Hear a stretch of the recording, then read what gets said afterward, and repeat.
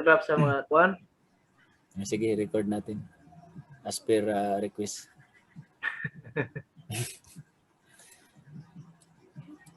Okay, so ito yung nakuha na exam sa engineer category. Base sa EDDC regulation, less than base sa experience ko kasi dumaan kasi ako ng assistant engineer. Kasi ang assistant engineer is less than 5 years UE residency. Kung nag-start ka talaga ng engineering or engineer ang scope mo, hindi kasi pag ang visa mo kasi tsaka ang work mo technician, hindi ka pwedeng mag-exam ng assistant engineer. So napaka-strict kasi dito kaya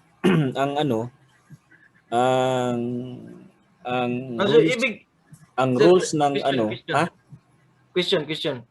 Sa ang problema yung visa mo tapos yung meron kang equivalency. Yung visa mo technician tapos equivalency mo ay meron kang equivalency. Okay, pwede ma-justify yon unless yung company mo mag-provide ng experience na ikaw ay talagang exposed sa ganitong trabaho na engineering works. Kasi kung yun nga, mayroon kang equivalency means na engineer ka talaga. Ngayon, since ang visa kasi yan ang nag-reflect sa government. So since synchronized dito, matatrack yung visa mo kasi dito kasi sa rules of UAE, pag engineer ka, dapat hindi nga bababa ng 5,000 yung sahod mo. Mas mo sahod, meron yan. Kaya bakit nga strict sila sa visa kasi pag ikaw ay engineer, dapat hindi ka bababa ng 5,000 basic. Kasi ang visa ko, electronic technician. Okay. sa kung kukuha ako ng cancer, mag-apply ka ngayon ng kailangan mo mag-apply ng change visa. Bayad ka ng 500. Yan ang base sa experience ko. Kasi hindi ka pwedeng mag-exam ng hindi talaga engineer's visa. So magbayad ka ngayon or else yung company mo magbayad ng change visa ang tawag niyan. So pupunta ka ngayon sa either sa Sharjah Airport or pupunta ka doon sa tapos i-change visa yan. Ang change visa hindi basta-basta. Kailangan ma-justify mo siya na ikaw talaga ay mayroong equivalency plus experience na more than or minimum 5 years. Pero kung visa-wise lang muna, kahit mayroon kang equivalency na engineer, yun lang ang ni-required yata. Basta ang pagkaintindi ko hindi ka pwedeng mag-exam ng engineer category sa EDDC kung ang visa mo hindi engineer. Di naman para sa EDDC ang exam ko. EDQCC. EDQCC lang muna to. Kasi ang EDDC, isa na yan sa registry na yan ng trade license. Bali payment na lang kasi dyan, wala nang exam mangyayari niyan. Itong exam natin na gagawin ngayon, ang tawag dyan is Abu Dhabi Quality Conformity Council or EDQCC. I-check ko na lang sa kuano. I-check ko na lang sa EDQCC. EDQCC. Engineer Assessment Person's Viewpoint, Assessment Exam. Ito yung sa practical. Meron kasing dalawang exam. Ito yung practical. Ang practical ito yung design. Tapos meron pang isa nito. Itong design, it will take 3 to 4 hours. Tapos yung theory, 30 minutes lang yon. So wala dito yung theory kasi basic lang siya. Ang tanong lang ng theory, anong meaning ng EDDC, anong meaning ng ELCB, ano yung mga size ng inspection pit, ano yung size ng rod, kung ang rating ng panel mo is 200, anong rod, anong type ng earthing system, mga ganun lang. So kayang-kaya. Ito, talagang exam pa rin tayo. Ikaw yung gagawa sa exam. Ngayon sa wala kasi akong kasi ito lang kasi base lang sana absorb sa utaw, bawal kasi ang camera pag pumunta kasi sa exam center. bawal ang camera mo, nandun, pinasok lang sa bowl. Wala kang dalang ano, kaya ang ano, pag nakuha mo sa utak mo, sulat mo agad na ganito yung mga klase ng exam. Tapos ang gagawin, isusolve natin. So, pumasa naman, meaning tama yung calculation natin. Ganun lang. Yun lang naman ang isang prueba na tama tayo kasi pumasa tayo eh. So, ganito lang, i-design mo. Dito kasi, sa FDB kasi dito, meron siyang section. So, pag na, ano mo, pero dito sa airport, sa na-experience ko, wala siyang section. Talagang buo siya na bus bar. Tapos, isolator ang in-camera. Tapos, naka-RCBO na lang siya. Okay? Means na pag RCBO, ano siya, residual current breaker with overload. No? Tapos meron pa siyang leakage resistance. So sa isang bus bar na isolator yung ano niya, protected na lang siya ng personal leakage resistance. Kung small power, 30 milliamps. Kung lighting is 100 milliamps.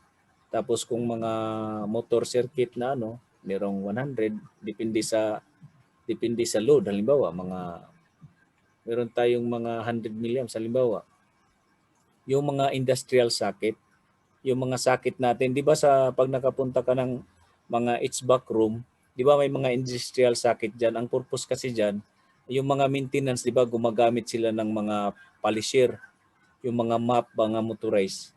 Doon sila nagpa-plug. Yun ang mga sometimes 16 amps na 3-phase, sometimes 32 amps na 3-phase. Ang leakage resistance yan is 100.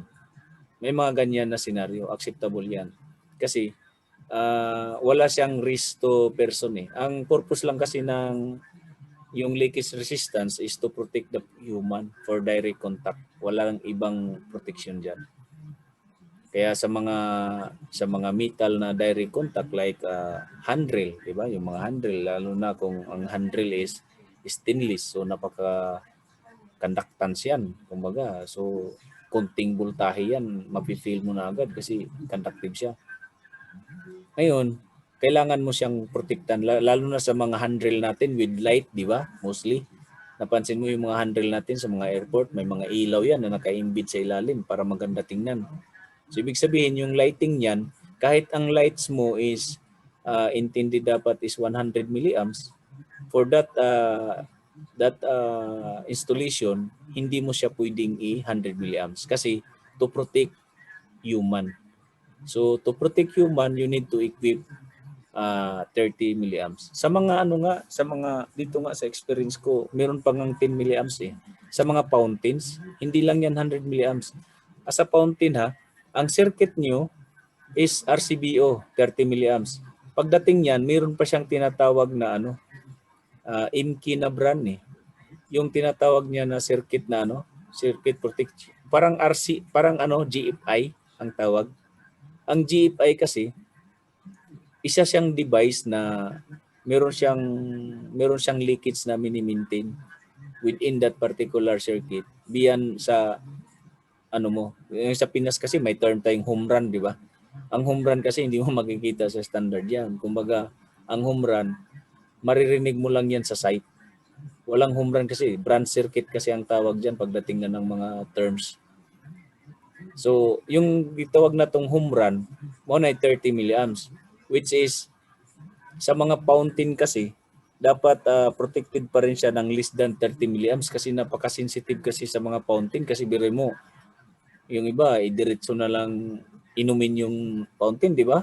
Tapos, weight pa siya. Kasi ang resistance ng tao, nasa 100 kilo ohms ka. Pero pag basa ka, nasa 3 kilo ohms na lang, di ba? So, napakataas ng tendency na makuryente ka. Kahit maganda yung equipotential bonding. So, sa single line diagram, dito sa single diagram sa hindi pa nila ni-required yung leakage. Halimbawa, sa bawat fader kasi natin sa SLD, ni-required tayong maglagay ng tinatawag na ELR or earth leakage relay. So, sa bawat circuit fader, 3-phase siya. So, meron kang CBCT diyan. na nakalagay dun dito sa exam na to, hindi pa siya ni-required. Doon pa siya sa senior side. So, sa SLD, ang talagang ano mo lang dito is meron kang tinatawag na direct metering. Pag direct metering, yung i-connect lang diretso, saka yung iba is city type. Meaning merong sa bawat feeder, meron kang city, saka meron kang ano, yung tinatawag natin na city metering ang tawag nun. So, dito parang simple lang siya pero it takes time talaga to. Nakuha ko to, abutan nga ako ng 3 hours nito eh. Kasi una, may bibigay sa'yo na plot, itong plot na to. Ito na yung ginawa ko. Ito yung plot. Kaso, ito yung plot ang ano. Ngayon, may technique dito. Itong plot kasi, ito na yung binigay sa'yo. May technique dito. Una, kasi hindi mo alam anong mga load eh. Ngayon, since na sanay tayo na nasa plot ng mga plot dito, alam mo na kung saan yung water heater, di ba? Alam mo na saan yung FCU nakalagay, alam mo na, di ba? Kasi kung ano yung plot na nakikita mo dito, yun na yung EDDC regulation. So sa standard, pag binasa mo yung standard plus nakita mo yung actual, maganda kasi solid yung information saka nag-gather mo na mga data, no? So pagtingin mo, pag ganitong room pala, 2 ilaw. So dito nakikita mo na siya. Tapos nakita mo meron siyang sariling switch. Itong mga symbol na to, dapat mo talaga itong intindihin. Ibig sabihin, isang switch lang siya. Dito bakit 3? Kasi isa sa Sir, hindi CR. makita sir yung symbol. Di makita? Yung ang Excel lang nakita. Ay, teka. Ay, pag ito hindi nakita to, ganyan. Hindi. Di-stop ang share mo. Teka. Baka natulog na si Kuan Milay. Yan. Yan. Lighting layout. Ito lang kasi ang ano, kasi galing kasi ito sa mga isang scan lang ba. Malabo talaga siya. Kung may time nga ako, iutukad ko to kasi sobrang ano na yung laptop ko, matanda na. Maghanging-hanging na. Ngayon, pag titingnan mo siya, lahat ng ano, kung ano yung nakikita mo to, kung nasa flat ka man ngayon, ganito talaga nangyari. So, may water heater nasa liguan. Saka sa kusina may water heater din. Saka ang light niya may rave siya. Saka itong ano, Susi yan sir, susi. kanang switch. Mura bitag susi, no? Kani dia na murag masusi. Tapos kani mo ang una gyud nimong kuan, una gyud nimo nga i-identify ani ang largest load. Kay ug di nimo makuha ang largest load ani, maglisod gyud ka, mahirapan mo yung ano. Ang hirap mag-balancing kasi pag nakita mo na yung water heater is 6,000 or 1,500 ang water heater. Ang meron tayong ano, hindi kasi makita sa ano. Small power lang kasi ito. Ito. Meron tayong tinatawag dishwasher. Saka ito ito mga symbol na to, ano yan ha, spare unit. Ito yung tinanong mo kanina. Yung may ano, kalahati, di ba? Saan na yun? Taas. Yan ay. Nasa Yan, oh. gitna. Ha? Yan, Ano yun, may gitna. Spare unit yan na symbol. Oh. Pag na-review mo yung ano, para review yung symbol ng regulation, di ko alam yung page nun. Basta nasa pinaka, ano lang yan, pinakauna. Pag nabasa mo yung mga symbol dyan, may mga parang suso, ito. Kasi meron siyang designate na rating. Okay. So may mga rating yan. May mga 32, 16. So ito exhaust fan, ito dishwasher, di ba? So dito sa kusina pa lang, halos makainan yung isang piece. Di ba? Kasi meron kang water heater. Ngayon, ang regulation kasi sa EDDC, hindi pwedeng magrambol yung mga kable mo. Tulad yan, dapat dito sa kusina, kung read to, dapat read lahat. Pag dito sa room, master bedroom is Y dito, dapat Y lahat. Tapos dito blue, blue lahat. Yun ang yun ang pagbalancing saka required kasi ang purpose nan sa room, madaling ma-identify yung mga mga brick color. Hindi pwede na unless three phase in terms lang sa single phase kasi bila lang naman to. Assume naman lahat naman ng load nito is single phase. So pag designate mo, pag nagkaroon ka ng kasi natakol din to pag nag-design ka, ihalo-haluan mo din. Halimbawa, small power mo dito is yellow, tapos ang lighting mo pula, tapos dito ang gulo ng design mo, tsaka hindi tinatanggap sa regulation dito. Kaya napansin mo, 'di ba, yellow. Pagdating mo dito sa lighting na, napansin mo. Tapos halimbawa, kailangan mo siyang dagdagan kasi walang blema, mag-add ka sa hallway which is malayo-layo na sa room niya. At least para to balancing lang, to balance the load. Hindi pwede na kung hindi necessary halimbawa, pula dito, pula diyan, nagkalat-kalat siya. So, yun ang isang diniscuss sa assessor namin na ang tips niya na you need to organize yung cable arrangement sa color coding. Hindi pwede na halo-halo yung mga kulay. So, ngayon dito, madali lang siyang i-assign. Kasi una kasing gawin mo, pag nag-design ka, so diretso ka sa load schedule, ngayon, ito hindi to kung titingnan natin, i-open nga natin yung regulation. Sana yun?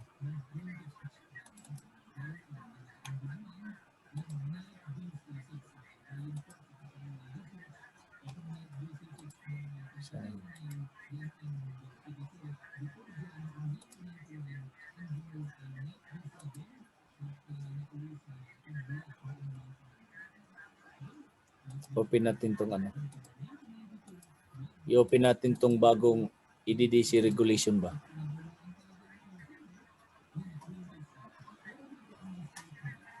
Wala dito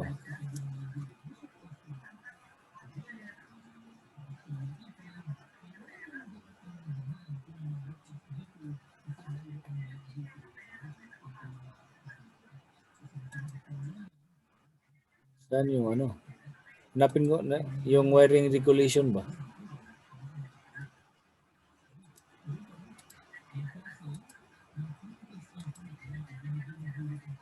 Duterte to, sir, no? Voltahe, no? Ha? Duterte? Yung voltahe ba? ito. Saan ba yun? May sinin si Saan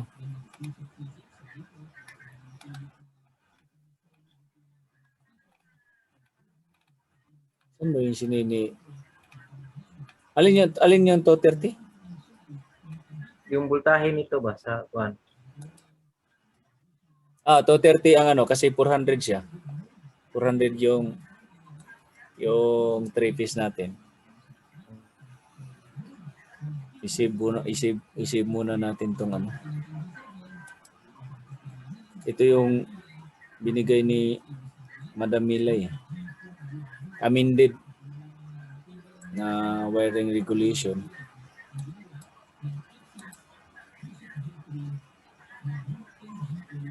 Dito natin lagay.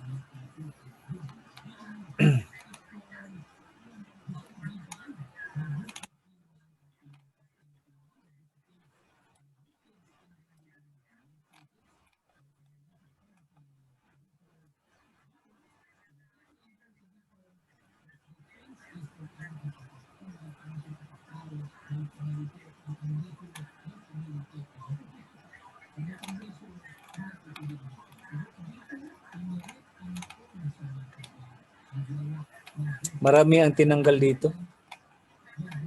Kasi nung una, 276 pages eh. Ngayon ano na lang eh, 239 eh. So, titingnan ko lang yung may mga diversity kasi tulad nito. Asan ba yun? Yung sa diversity. Ito.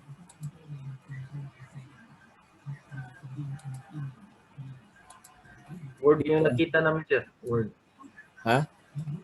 Word pa. Word file, sir. Lipat natin. Stop sharing mo, sir, tapos mag-reshare ka. Okay. Itong nakita nyo to? Maliit masyado.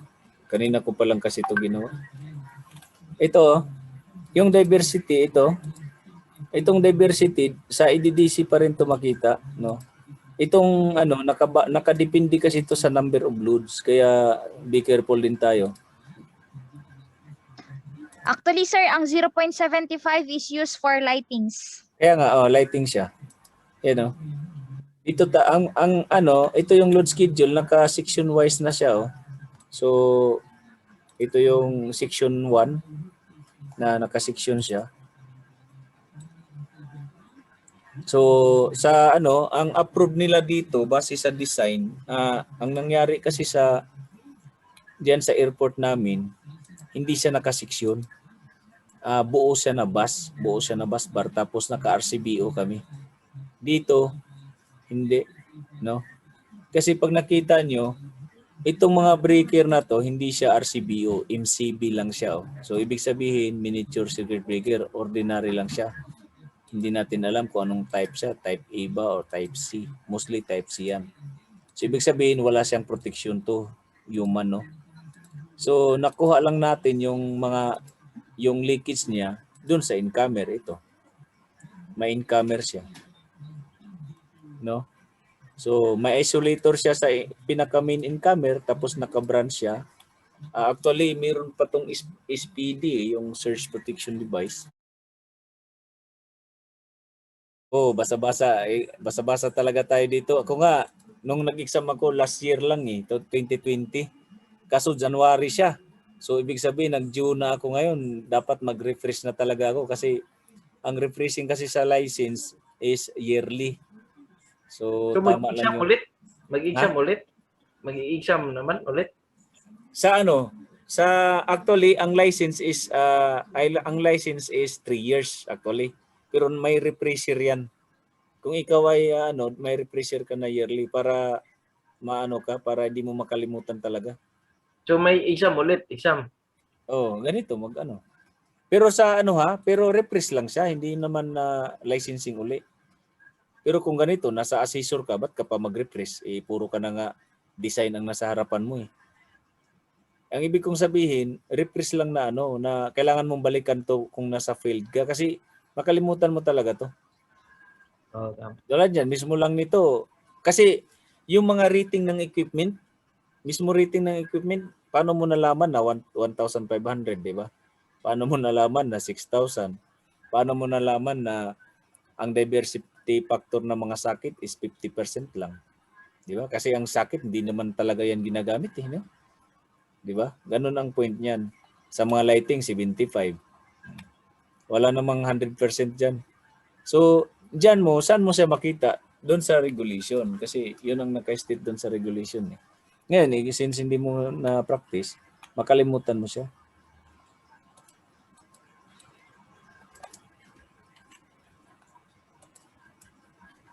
So, kailan yung training? Alin? Yung training nito, kailan natin simulan? Wala pa kasi hindi pa nga pa nga to lang nag-ano pa ako kasi may exam ako sa 14 Actually, ito lang muna ang ko para hindi ako mabinat bukas. I-practice ko yung 18th floor. Meron akong hinanap actually na yung sa exam talaga namin na yung 18th floor, yung sa high rise. Kaso nga hindi ko na mahanap kung nasaan ito lang muna available ko. Ang exam talaga yun ang yun ang Teka. Nakauwi ka na, madam. Sir, Nakauwi ka na? oo. Nasa bahay ka na. Oo. Buti sinauli ka sa nag-kidnap sa'yo. Nako, Diyos ko. Ikaw nga, kinidnap mo ako, nasa uli niyo ako eh. Oo nga, Asa na ba Sir, yun? ikon mo ha, i-save mo ha. Tapos send mo sa akin, we transfer. Ayun, nahuli ko. Ito yung Sir, share. Ito. Nahuli ko na. Dito lang siya. Ito yung pang senior engineer. Ito, nandito nga yung wiring regulation din. Diba, open natin yung folder 1.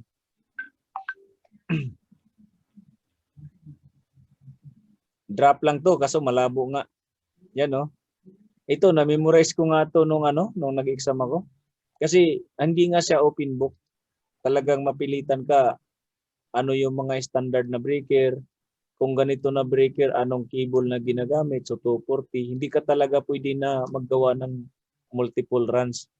Gawa-gawa ka. Dapat na-memorize mo to kasi tulad yan, nakakuha ako ng breaker na 1 to 50, no?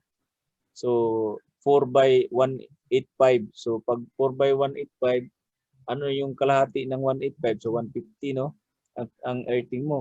Kasi sa standard kasi ng EDDC wiring, meron tayong tinatawag na circuit sa circuit protection natin o sa yung earthing natin nito is S divide 2 pag more than 16 na mm. So dito 185 divide mo lang ng 2, pinakamalapit diyan is nasa 120. Okay? 120 or 150, ha? 150 ang imong 150 ang earthing mo, so 4 by 150 din. So ang gawin mo, ang ilagay mo diyan 4 core. Sir, 4 dash hindi ang display dito kay folder. Ha? Folder pa. Yung folder na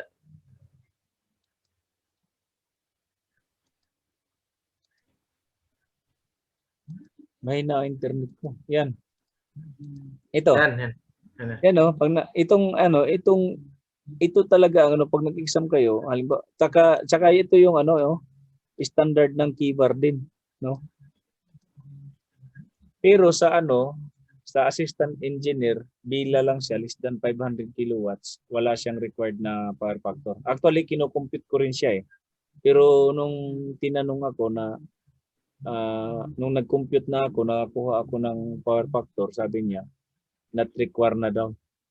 So, kahit na-compute ko, nakuha ko yung power factor, since bila lang saka mostly kasi sa bila, less than 500 kilowatts. So, as per EDDC, less than 500 kilowatts not required ng composition power factor.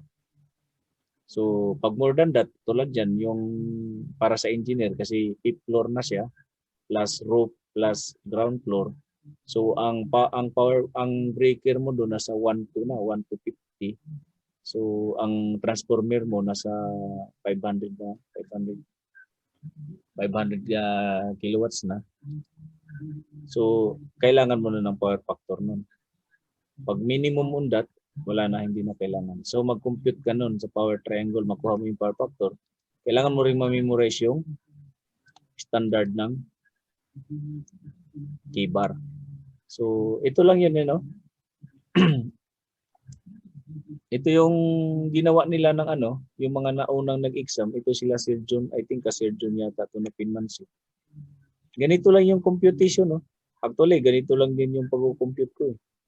Kaso yung pagkasulat ng kable, tulad nito, walang mga kable.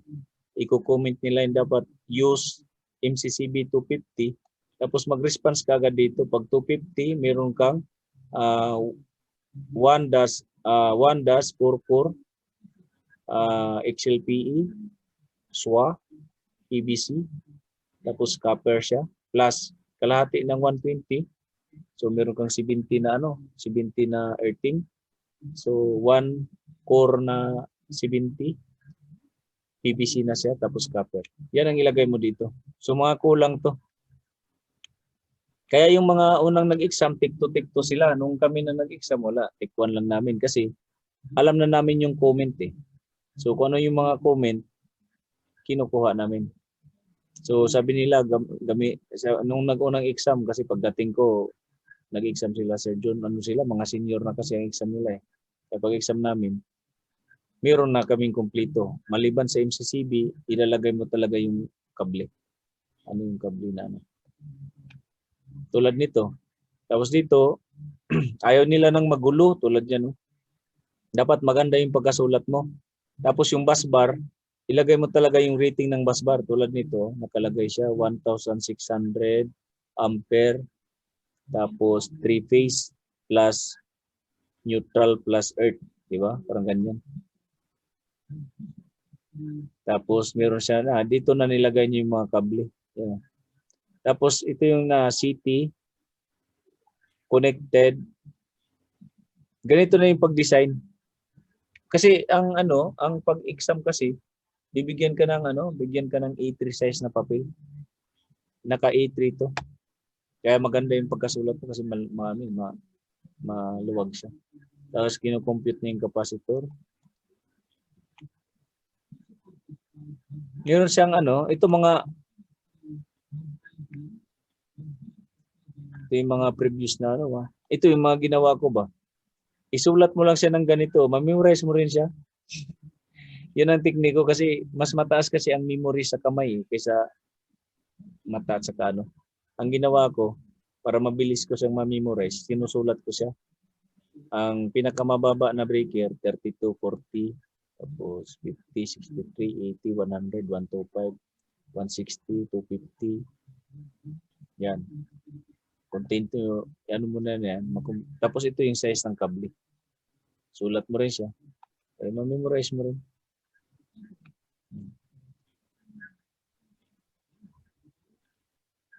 Ito yung mga previous na ginawa nila, na ginawa lang din naming review.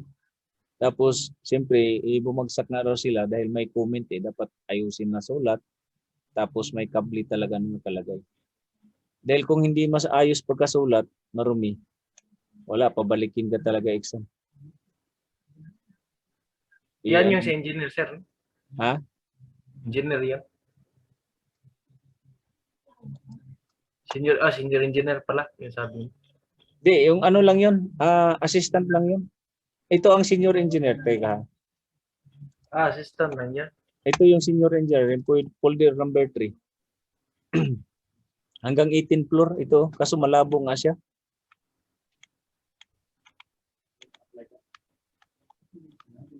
Asan ba yung Asan ba yun?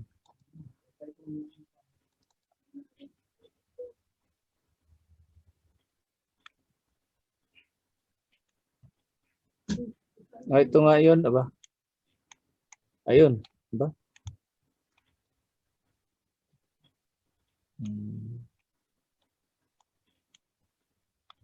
Ito yata yun, aba.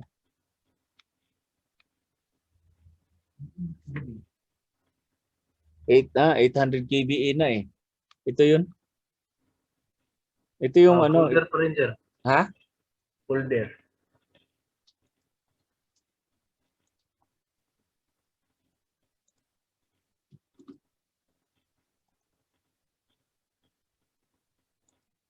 Yan.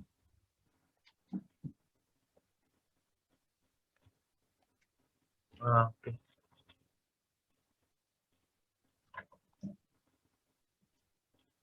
Ito yung masakit sa ulo kasi yung mga pagkasulat din nila ba. Dahil ang ginawa kasi nito para para medyo mabilis ka. Igawin mo siyang typical. Halimbawa, meron sa wala kasi dito yung tulad yung ginawa ko na na sample. So, ilang floor to? Kunin natin yung Wala, hindi mahirap na basahin. Alam ko 18th floor to eh. 1, 2, 1, 2, 3, 4, 5.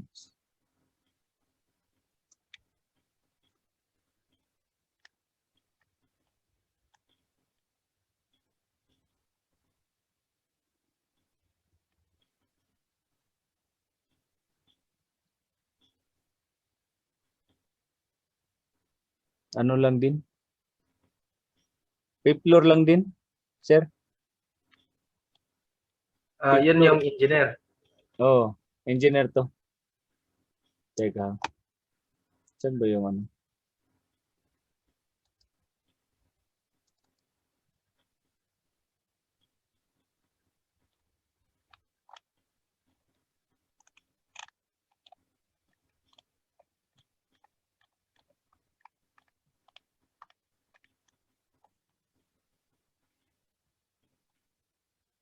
Ano ma'am, ready ka na ma'am? Binigay ko na Alin, nga sir? yung ano eh. Yung plan. Binigay ko na yung ano, yung Assignment? Ha? Assignment? Oh, yung Word ba? Word pa lang. Kasi sinusulat ko nga yung ano, yung mga naalala ko kasi dito ah pag na-experience mo talaga yung exam, ano kasi ang tawag yan? Bawal kasi ang camera ba? Kaya ang hirap paano makakuha ng mga exam ano. Ang ginawa ko, pag naalala ko, sinusulat ko siya. Tapos paglabas ko, sinusulat ko din yung drawing ko. Kasi pag pumasok na kayo sa testing center, yung mga cellphone nyo, iniwan sa labas. Kalki, okay lang. Oo, calcu, okay lang. Dala kayo calcu. Kaya, ang ginawa ko ngayon, i-drawing ko siya kung meron akong time. Tapos, gawa ako ng ano. Kasi ito talaga ang may exam. Tapos, ganito na yung computation niya. So, ang kailangan yung ipalabas na may typical talaga, no? Para, yung ganito na FDB, ito na yung computation niya, oh. Typical FTB. So, ang connected niya, yung 20.2 total connected dito yan. So, na-calculate nyo. Yung nakuha na dito, ay assume natin na nakuha na. No? Yan, oh. Huwag niyong kukunin yung diversity after diversity load. Hindi dito pwede ang computing. Sa total connected tayo.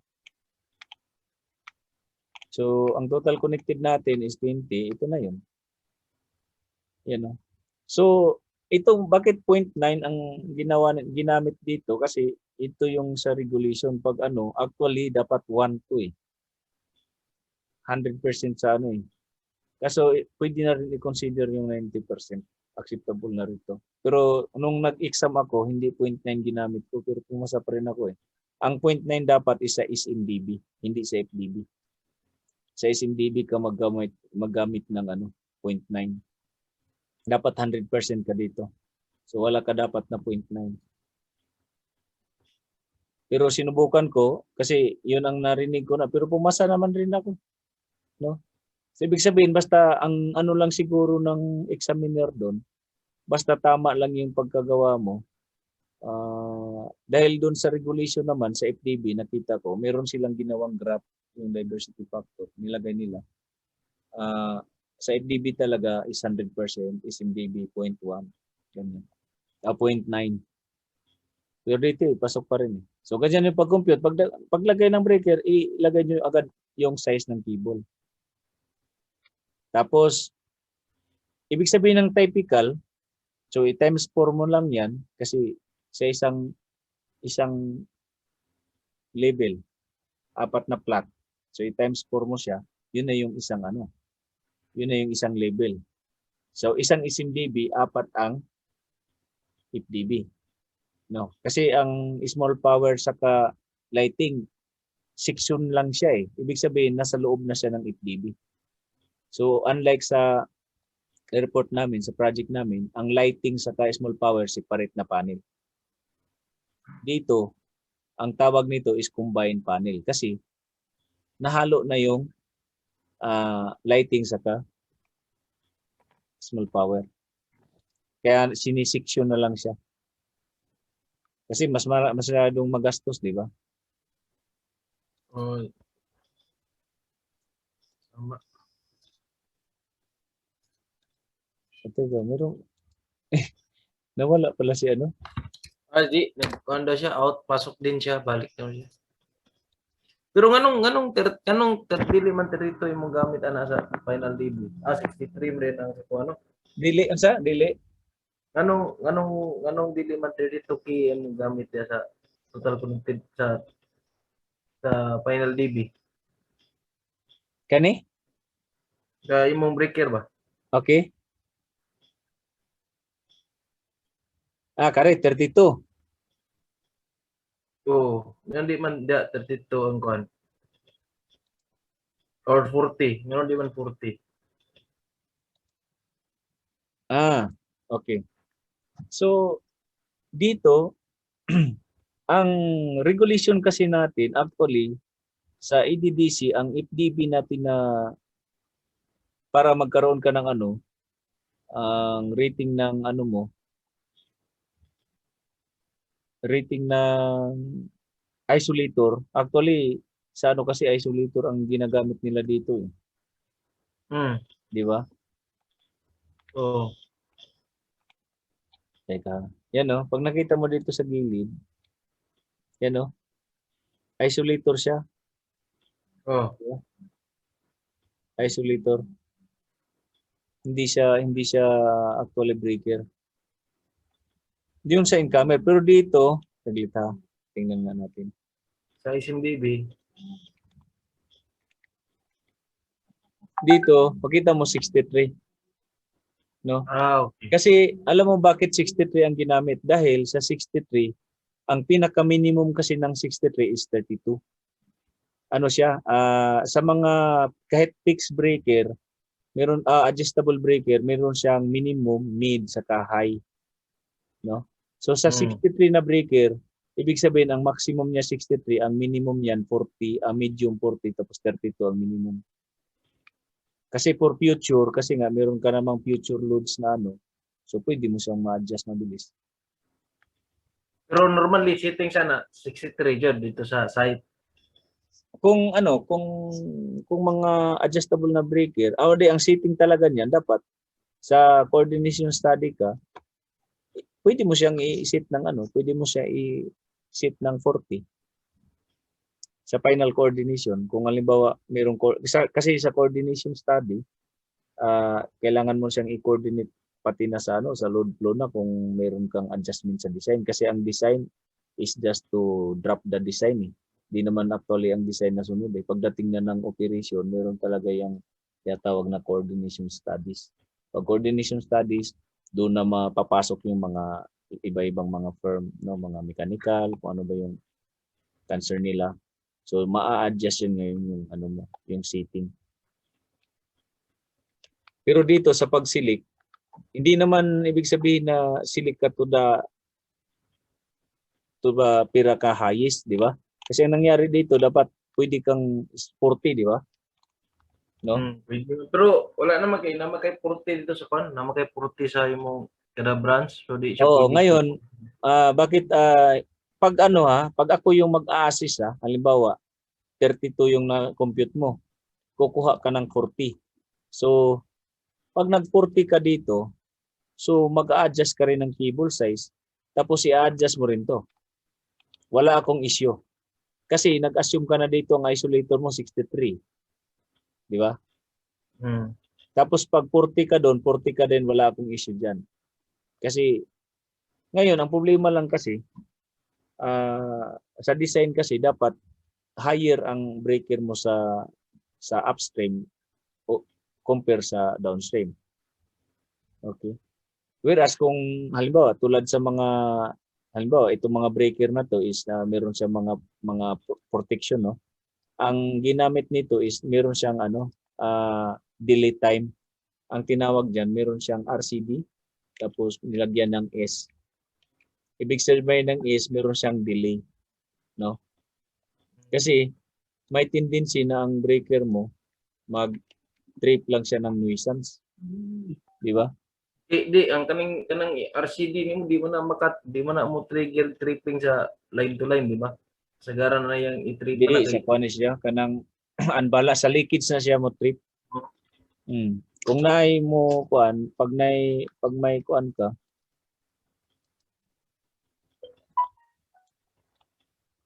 sa kuan lang siya kung may mga line to earth fault, dyan. Saka may So, tao humawak sa line. Unlike sa breaker, meron siyang balance, yung iba balance balance. Yung sa phase balance siya. Pag nagkaroon siya ng magti-trip siya. Ito kasi sa ground, sa lang, sa earth, leakage lang siya ng So ito yun. Next is, makita mo yung breaker selection, tapos cable selection, tapos pag nakuha mo na tong means ng typical kasi, ibig sabihin, kada plot, ibig sabihin, diba, ito yung mo, ito yung building mo, no? Ito yung first floor. Kasi ito yung ground floor.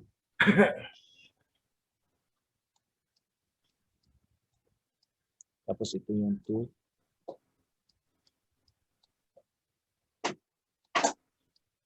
Tapos ito yung 3.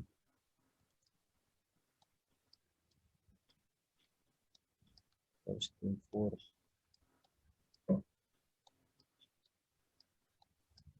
Tapos ito yung 5.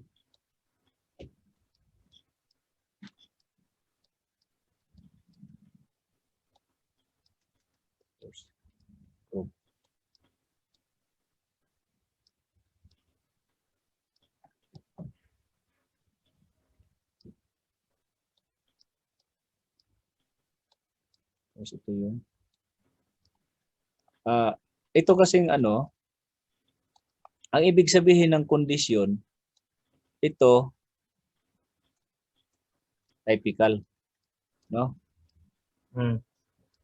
Yun yung typical siya. Tapos ibig sabihin na-solve mo na yan. Tapos ito ma-solve mo din to. Tapos itong roof. Kasi ito yung ibig sabihin tatlo lang yung iso-solve mo. Pag kanina nakuha na to natin, ibig sabihin ng design kasi sa sa condition daw, 4 daw to. 4 na plot. So sa isang floor, okay? Sa first floor typical, so makagawa ka ngayon ng halimbawa, ito yung FDB1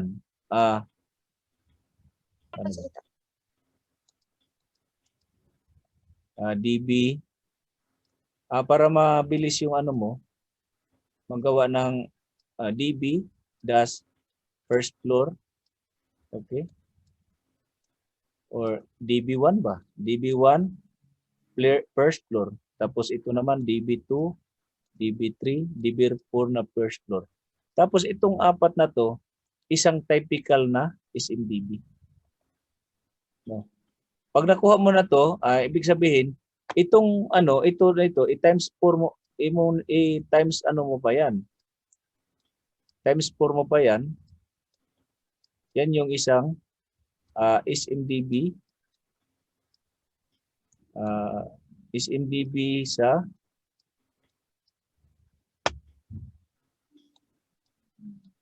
SMDB 1 to 4 na agad. Nakuha nyo? So, kung i-times 4 mo to, isang plot na to, o isang floor.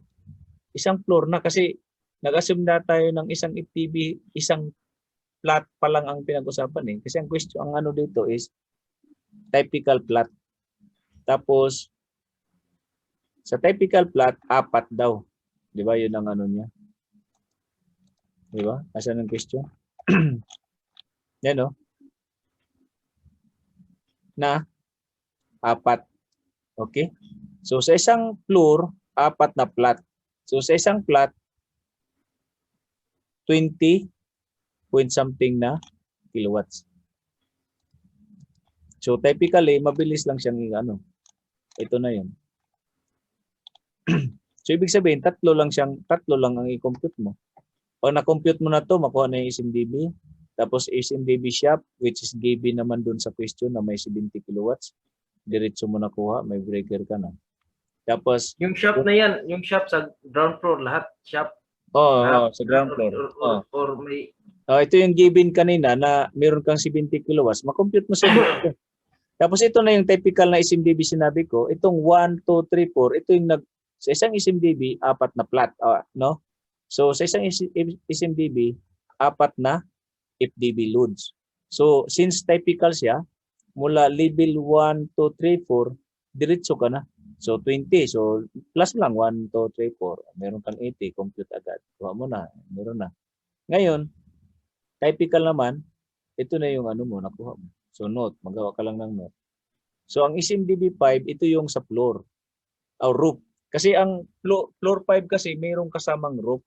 So meron ka ng given, di ba? 20 kasi typical nga siya. Kaso may nadagdag na sa taas. So may nadagdag siya na roof. Okay? So 1, 2, 3, 4. Suppose meron siyang nadagdag pa sa roof. Kasi dapat ito lang dapat sa type. Kaya nag-compute tayo sa roof kasi sabi sa condition dito, sabi sa condition niya, ang roof daw meron daw isang nadagdag, which is from sa typical sa flat lang, meron sa nagdagdag nga isa lang din, isang typical na load, 20 point something lang din. Kaya hindi siya magawang typical, nagiging 5 na siya. So mataas-taas yung load ng nasa roof. So ito yung nakuha mo. Ngayon, yung service. So sa service, itong service yung sa emergency, meron kang lift, may pump. So given na rin siya.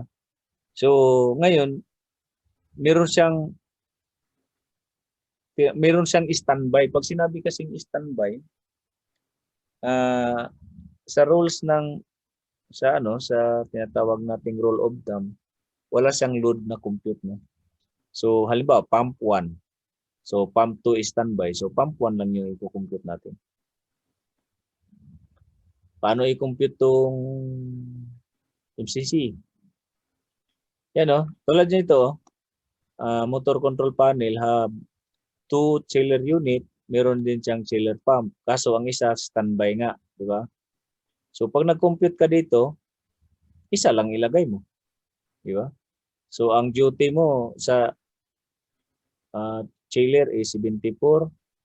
Tapos yung ito given to dun sa dito. Balik tayo. Para yan dito lang siya galing. 7.5 saka yan 74. 74 ang duty, isang standby. Standby, wala yan, walang load, zero siya. Tapos 7.5 ang duty. So dito, yan ang sa service. Kasi meron tayong meron tayong duty saka standby. So dito na siya makita.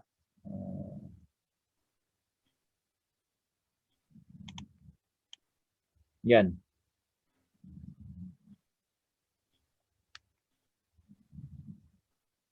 Yan So hindi na natin pwede, wag niyo na tong samahan yung standby, ilagay niyo diyan, wag na. Kasi pag ilagay niyo diyan, so hindi na kayo sa standard kasi sa standard kasi pag standby hindi siya i-consider na may load. So zero siya. Wala siyang load na i-consider. So i-plus mo lang tong dalawa. So mabilis lang pa rin yung power formula lang naman 'yan. So nakuha mo na. Ito lang yung lagi nyo, madali lang naman to. Pag ikaw nag-design, mabilis mo lang isulat yan.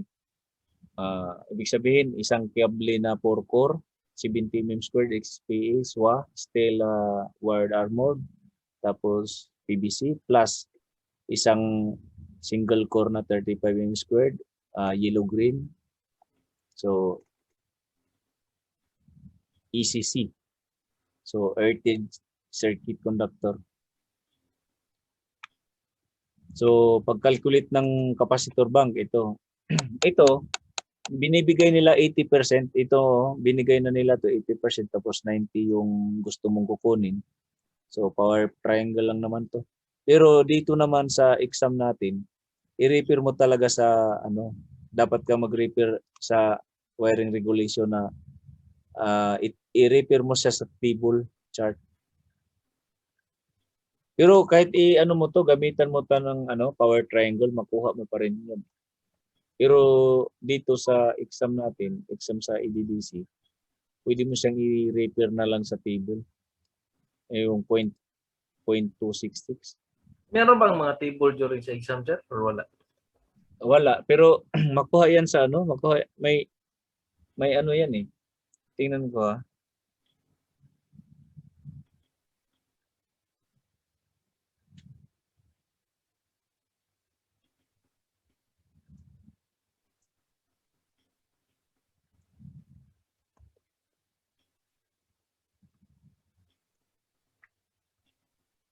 Pitang-pita lang yan eh.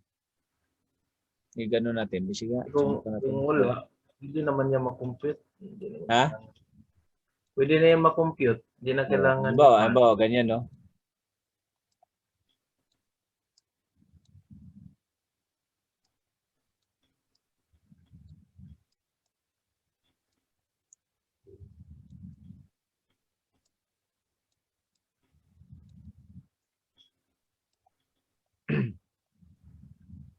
Tapos mayroon ka ng power, di ba? So, total power mo.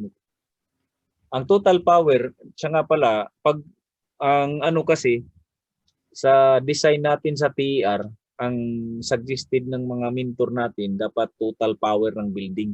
Pero dito sa EDDC iba. Ang i-consider mo lang is mechanical load. Okay? Huwag mo nang i-consider yung buong building. Kasi nga, yun nga, ang sinagist ko nung nag-screening ako. Sabi ko, sir, base sa regulation dito, mechanical loads lang ay consider natin na power. Na bigyan natin ng power factor. No, i-consider mo na lahat. Kaya ang ginawa natin, ang tinawag natin is total connected load. So, ano ba? Kung total connected load natin, nakuha. Dito kasi, pero wag na lang magulo. Sundin nyo na to kasi pumasa naman tayo eh. Ang ginawa, mechanical load lang. Kasi sa atin talaga is total power, di ba? Sir, yung ginamit natin, total power. Oh, which is yun ang PR natin. Pero dito iba. Tingnan mo, tinotal ito lang. Ibig sabihin ng mechanical load, related lang talaga sa motor. Like lift, chilled water pump, tsaka chiller pump. Yan lang ang mga yan lang ang mga kailangan mo i-consider. Dito